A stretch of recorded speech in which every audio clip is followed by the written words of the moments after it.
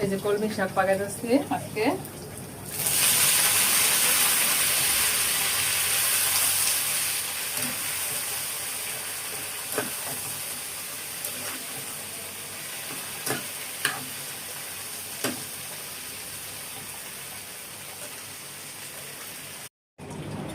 এই যে আমার কলমি শাক হয়ে গেল।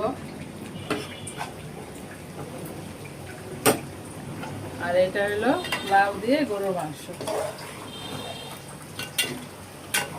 পানি দিব না, পানি ছাড়াই রান্না করব।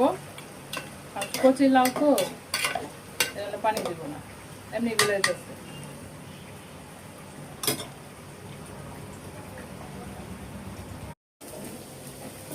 আমার কলমি শাক হয়ে গেছে, লাউ হয়ে গেছে।